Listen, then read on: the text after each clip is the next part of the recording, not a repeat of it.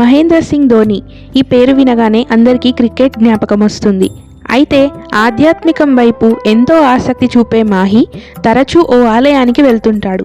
అదే రాంచీ సమీపంలో ఉన్న దేవోరి మాత మందిరం. ఇక్కడ దుర్గమ్మను కొలుస్తారు. ప్రపంచ కప్ అనంతరం కూడా ఇక్కడ మందిరాన్ని దర్శించుకున్నాడు ధోని. అయితే ధోని ఈ ఆలయానికి తరచూ వెళ్ళడానికి కారణాలేంటి, ఇక్కడున్న దేవత మహత్యం ఏంటి, ఈ వీడియోలో తెలుసుకుందాం. వీడియోని స్కిప్ చేయకుండా చూడగలరు. అయితే ఎన్నో ఆధ్యాత్మిక కార్యక్రమాల్లో ముందుండే ధోని జీవితంలో ఈ దేవోరి మాత ఆలయం ఎంతో ప్రత్యేకమైనది. ఈ గుడితో మాహికి విడదీయరాని బంధం, విశ్వాసం ఉంటాయి.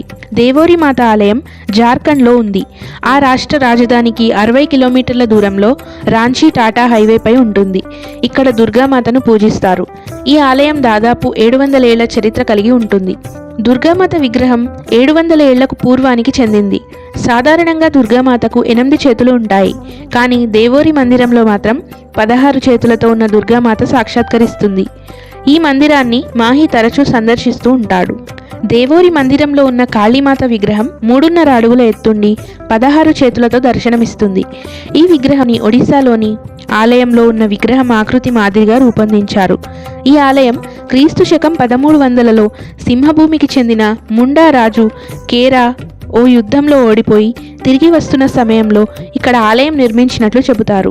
ఈ గుడిలో దేవోరి మాత ప్రతిష్ఠించి కొలిచిన తర్వాతే తన సింహాసనాన్ని తిరిగి పొందాడని పురాణ కథనం. ఈ ఆలయంలో పూజా విధానాలు ఎంతో విభిన్నంగా ఉంటాయి. జార్ఖండ్లో గిరిజన సంస్కృతి సంప్రదాయాల మాదిరి ఈ పూజా విధానాలు ఉంటాయి. గిరిజనులు కూడా ఇక్కడ ఆరాధన చేస్తారు. ఆదివాసీలు వారానికి 6 రోజులు పూజిస్తారు. మిగిలిన ఒక్కరోజు బ్రాహ్మణులకు అవకాశం ఇస్తారు.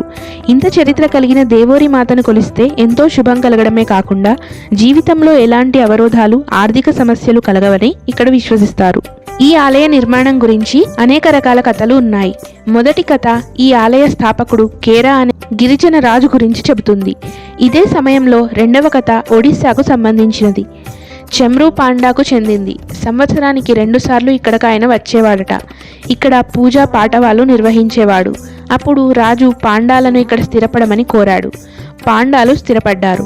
ఆపై ఒకరోజు వారు అడవిలో తపస్సు చేస్తుండగా దేవోరి మాత వారికి కనిపించి తనను సందర్శించాలని కోరుకుందట. ఈ విషయాన్ని పాండాలు రాజుకు విన్నవించగా రాజు అడవిని శుభ్రపరచడం ప్రారంభించాడు. ఈ సమయంలోనే అక్కడ ఓ నల్లరాయి కనిపించిందట. అనంతరం కార్మికులు అలసిపోయి తిరిగి వచ్చారు. మరుసటి రోజు ఇక్కడ ఓ ఆలయం ఉండటం చూసి వారు విస్తుపోయారు. ఈ ఆలయం గురించి మరో కథ కూడా ప్రాచుర్యంలో ఉంది. కళింగ యుద్ధం సమయంలో అశోకుడు ఈ మందిరాన్ని నిర్మించాడని ప్రతీతి. ఈ వీడియో కనుక మీకు నచ్చినట్లయితే వీడియోని లైక్ చేయండి. అలాగే మన ఛానల్ని ఇప్పటివరకు సబ్స్క్రైబ్ చేయనట్లయితే వెంటనే సబ్స్క్రైబ్ చేసుకొని పక్కనే ఉన్న బెల్ ఐకాన్ని ప్రెస్ చేయండి.